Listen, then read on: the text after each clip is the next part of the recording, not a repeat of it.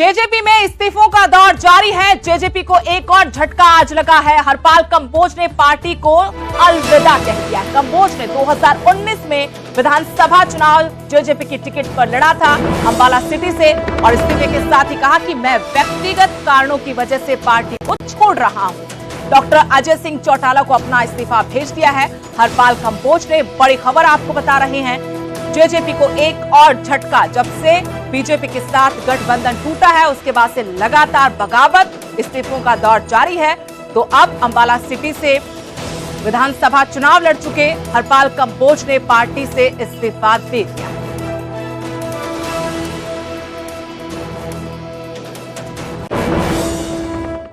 और आज सुबह से ही हरियाणा के पूर्व मुख्यमंत्री मनोहर लाल का एक बयान विवादों में है, सुर्खियों में है। बीजेपी के विरोध को लेकर पूर्व सीएम मनोहर लाल ने बयान दिया था। कुछ सिरफिरे लोग विरोध कर रहे हैं, उनसे सवाल पूछा था जिस तरीके से बीजेपी जेजेपी के नेताओं का किसान विरोध कर रहे हैं। इसी सवाल के जवाब में उन्होंने कहा कि कुछ सिरफिरे लोग हैं जो विरोध कर रहे हैं, उनके विरोध से बीजेपी को ही फायदा है। विरोध से ज्यादा लोग बीजेपी के साथ जुड़ते हैं।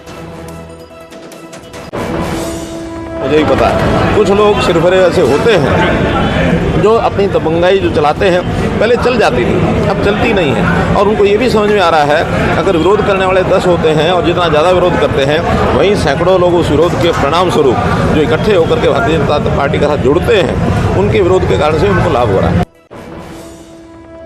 हरियाणा में न सिर्फ बीजेपी नेताओं का विरोध हो रहा है बल्कि करीब 4.5 साल तक सत्ता में साझेदार रही जेजेपी के नेताओं को भी किसानों के विरोध का सामना करना पड़ रहा है। अपने और पार्टी के अन्य नेताओं के विरोध पर दिग्विजय सिंह चौटाला ने कहा कि विरोध करने वाले किसान नहीं बल्कि कांग्रेस के आदमी हैं। दिग्विजय चौटाला ने इस दौरान चाचा अभय सिंह चौटाला के उस बयान पर भी पलटवार किया जिसमें वो मीडिया के सामने दुष्यंत चौटाला और दिग्विजय चौटाला को गद्दार कहते नजर आए। उन्होंने कहा कि भगवान उन्हें जल्द सद्बुद्धि को गद्दार कहते हैं। क्या कहना चाहिए आपके? कुछ नहीं कहूंगा, मैं उनसे यही कहूंगा कि भगवान परमपिता परमात्मा उन्हें सद्बुद्धि। विरोध नहीं है, जो करने वाले हैं कुछ कांग्रेसी हैं, ऐसा कोई विरोध कहीं नहीं है। यहाँ कोई विरोध है क्या बताओ? और सर जो किसान विरोध कर रहे हैं वो किसान है, क्या करना चाहिए आप? मैंने कहा कि कौन किसान नेता विरोध कर रहा है, कहाँ कोई ऑर्गेनाइजेशन विरोध कर रही है। अब कोई आप अपना ये माइक छोड़ के और किसानी झंडा हाथ में लेकर के विरोध करोगे तो उससे आप किसान हो जाओगे। किसान तो मैं भी हूँ, आप भी हो। केश यादव ने भी कहा है कि हमने विरोध नहीं किया, तो यही तो मैं कह रहा हूँ। तो तर्क वितर्क होना चाहिए, कोई विरोध नहीं। परिवहन मंत्री असीम गोयल ने न्यूज 18 से खास बातचीत में प्रदेश के कई ताजा तरीन और गंभीर मुद्दों को लेकर बातचीत की। उन्होंने कांग्रेस में गुटबाजी को लेकर कहा कि कांग्रेस में गुटबाजी है, कोई टिकट लेने को तैयार नहीं। किसानों के बीजेपी उम्मीदवारों के विरोध से जुड़े सवाल का जवाब देते हुए कहा कि ये विरोध उसी का होता है जिससे कोई उम्मीद होती है। किसानों को हम में उम्मीद नजर आ रही है। पूर्व सीएम मनोहर लाल के किसानों को सिरफिरा कहने के बयान पर जवाब देते हुए कहा कि विरोध करने का भी अपना एक तरीका होना चाहिए। लगातार मंथन चल रहा है, जद्दोजहद चल रहा है, आगे से आगे एक एक दिन की तारीख मिलती जाती है। कैसे देखती है बीजेपी? देखिए, मेरा तो ये मानना है कांग्रेस कभी जब अकेली रेस में दौड़ती थी अकेली जीत जाती थी। ये कभी वैसा ही था जब किसी जमाने में हिट मूवीज लगती थी, कांग्रेस कभी ब्लॉकबस्टर की गारंटी होती थी राजनीति में। लेकिन आज कांग्रेस के सिनेमाज भी टूट चुके हैं और ये डिब्बाबंद जो है पार्टी हो चुकी है। ना इनके किरदारों के अंदर ना इनकी भूमिकाओं में कोई सेवा के नाते कोई जान बची है। तो ये सब गए गुजरे जमाने की पार्टी। और सबसे बड़ी बात, जिस तरीके से देश को आगे इन्होंने बढ़ाना चाहिए था, इन्होंने देश को हमेशा पीछे धकेलने का काम किया। राष्ट्र विरोधी पार्टी, आज वो कहते हैं, मैं बयान सुन रहा था किसी का, उन्होंने कहा जी कि कांग्रेस ने देश को बनाने के लिए, देश की आज़ादी के लिए भूमिका निभाई। तो कांग्रेस, मेरा मानना है, उस समय एक पॉलिटिकल पार्टी ना होके एक आज़ादी के लिए संघर्ष करने वाला संगठन था। और मैं तो ये मानता हूँ, देखिए, देसी घी कांग्रेस होता था कभी, देसी घी से वो डालडा घी, दसौरी घी, और गाँव में कहते हैं भाई दसौरी घी का गड़ेल, वो तो किसी की भी सेहत के लिए फ़ायदेमंद नहीं है। तो कांग्रेस अब दसौरी घी का गड़ेल बन चुकी है। तो ये सब नुकसान वाला मामला है। देश मोदी जी के नेतृत्व में नई ऊंचाइयों को छू रहा है विकास की बात हो, सुरक्षा की बात हो, संस्कार संस्कृति की बात हो, आज एक नए कीर्तिमान जो है देश ने स्थापित किया। बीजेपी ने 10 उम्मीदवार घोषित कर दिए हैं, काफी टाइम हो गया है और वो फील्ड के अंदर भी उतरे हुए हैं। कहीं ना कहीं देखने में आ रहा है कि उनका भी विरोध किसानों के द्वारा किया जा रहा है जब वो गांवों के अंदर जाते हैं। क्या कहेंगे? देखिए, मेरा ये मानना है कि प्रजातंत्र के अंदर, लोकतंत्र के अंदर विरोध होना भी एक उसी का हिस्सा है। और जिन लोगों को मान लीजिए कोई सरकार से उम्मीद होती है कि यही सरकार काम करेगी, तो कहा भी उसी को जाता है। जिससे आपको उम्मीद नहीं होगी, आप उसके आगे कभी अपनी बात ही नहीं रखोगे। जिसके आगे आपको उम्मीद है कि यहाँ से हमें हल जो है निकल सकता है, उसी के आगे। और विरोध बात रखने का अपना एक तरीका है, उसको विरोध प्रदर्शन के नाते कह लीजिए, उसको बात रखने का तरीका कह लीजिए, तो लोकतंत्र का ये हिस्सा है, हम मानते हैं, इसको कोई दिक्कत नहीं। पूर्व मुख्यमंत्री हैं मनोहर लाल जी, वो कहते हैं कि कुछ सिरफिरे लोग हैं वो विरोध कर रहे हैं, किसान कोई विरोध नहीं कर रहे हैं। देखिए, जैसे मैंने कहा, विरोध करने का एक तरीका है जी, तो कोई किसी तरीके से कर लेता है, कोई किसी तरीके से कर लेता है। लोकतंत्र में हमें सब मानते हैं। उधर अभय सिंह चौटाला नवीन जिंदल और डॉक्टर सुशील गुप्ता पर जमकर बरसते हुए नजर आए। नवीन जिंदल और सुशील गुप्ता को उन्होंने बड़े पूंजीपति कहा कि दोनों नेता बड़े पूंजीपति हैं। ये नौटंकी सिर्फ गरीब और किसान मजदूर के वोट के लिए है। आपको बता दें कि नवीन जिंदल रादौर अनाज मंडी में गेहूं का कट्टा उठाते हुए नजर आए थे, तो वहीं सुशील गुप्ता गेहूं की कटाई करते दिखे थे। इसी पर अभय सिंह चौटाला ने दोनों नेताओं पर तंज कसा है। कहा कि नौटंकी सिर्फ गरीब और किसान मजदूर के वोट के लिए है। किसान आंदोलन के वक्त दोनों कहां थे? अभय चौटाला ने सुशील गुप्ता से सवाल भी पूछा कि गुप्ता राज्यसभा में करीब 5 साल से हैं, तब किसानों को कितने मुद्दे उठाए? कभी खेत में जाकर इन्होंने नहीं देखा, ये तक नहीं बता सकते कि जौ और गेहूं में क्या फर्क होता है। जो लोग मेरे सामने लड़ने वाले पाखंडी है, जो केवल इस चुनाव के समय में कुरुक्षेत्र की धरती पे आते हैं, ऐसे लोगों को अब की बार प्रदेश की जनता बहुत सबक सिखाएगी। अब लोग बहुत समझदार होंगे।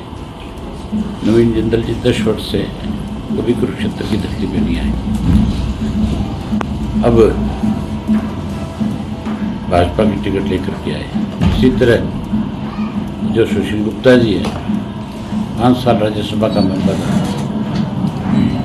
अनेक दिक्कतें हरियाणा के लोगों के सामने आई। कोरोना काल से लेकर के किसान आंदोलन तक दोनों की एक भी दिन की कोई एक स्टेटमेंट भी नहीं आई कि आज लोग परेशान हैं। कोरोना में जहाँ किसान परेशान था, जहाँ आम आदमी दुखी था, जहाँ दवाइयों का अभाव था, ये बहुत पैसे वाले लोग थे। इन्होंने कहीं एक दिन भी ये अपनी जिम्मेवारी नहीं समझी कि हमें कोई 2 रुपया आम लोगों पे कहीं जाकर के खर्च कर दें, जबकि मेरे घर के दरवाजे खुले थे। जितना अनाज था वो सारा मैंने कोरोना काल में दिया, और जो भी मेरे से जो उम्मीद की जाती थी, इवन कोरोना के समय में मैंने पीपी किट मुहैया कराई, मेडिसिन मुहैया कराई, सैनिटाइज़र मुहैया कराई, और थोड़े नहीं बहुत बड़ी संख्या में। इन्होंने तो एक पैसा भी कोरोना में कहीं खर्च नहीं किया। और फिर किसान आंदोलन, उसमें लोगों के सामने बहुत बड़ी दिक्कतें आई थी। आज कोई गेहूं काट रहा है, कोई बोरी उठा करके घूम रहा है, ये मान के चलो ये सब ढोंगी है। इस चुनावी मौसम में नेता चुनावी रंग में रंगे हुए नजर आ रहे हैं।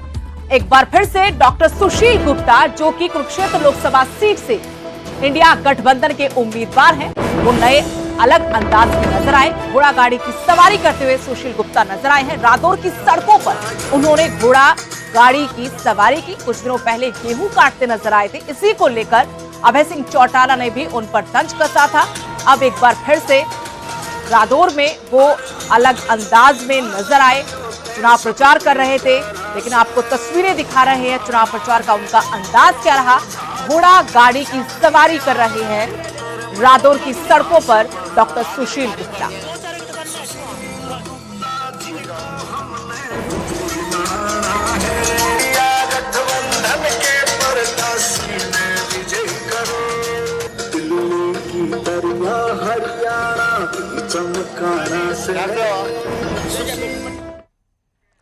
यहाँ बयानबाजी का दौर भी खूब चल रहा है। राज्यसभा सांसद रामचंद्र जांगड़ा ने अब कांग्रेस पर कटाक्ष किया है। कहा कि हमें उधार के कैंडिडेट मिले, लेकिन कांग्रेस को वो भी नहीं। कांग्रेस उम्मीदवारों को लेकर असमंजस में है। जेजेपी के साथ गठबंधन सरकार चलाने को लेकर था, अलग चुनाव लड़कर उनको अपनी ताकत का अंदाजा हो जाएगा।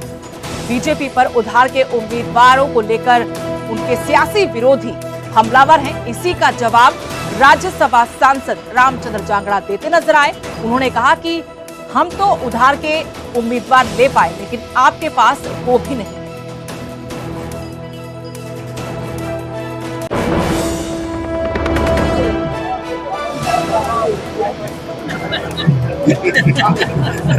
कांग्रेस की देरी को लेकर क्या कहना चाहेंगे? कांग्रेस की टिकटों में देरी हो रही है, दूसरी पार्टियां देरी कर रही है। असमंजस में कांग्रेस से कहीं उनको अपना जनाधार दिखाई नहीं दे रहा है। कोई नहीं, जितने दिन गठबंधन था उन्होंने भी कोशिश करी, हमने भी कोशिश करी, जो कि अच्छा करने की कोशिश करी। अब हमारा चुनाव पूर्व कोई समझौता था नहीं, चुनाव के बाद गठबंधन का सरकार बनाने के लिए समझौता था। अब वो अपना लड़ लेंगे, उनको अपना पता चल जाएगा, हम अपना लड़ रहे हैं, हमें अपना पता चल जाएगा।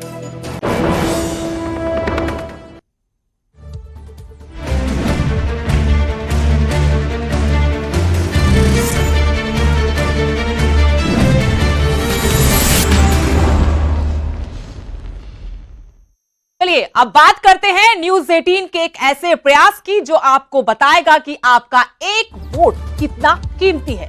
इस बार चुनाव में भाग लेने के लिए आगे आए, अपना मत यूं ही व्यर्थ ना गंवाएं। ऐसे प्रतिनिधि को चुनकर लाएं जो देश को बुनियादी रूप से मजबूत बनाए, जिससे कोई मुश्किल भारत के सामने टिक न पाए।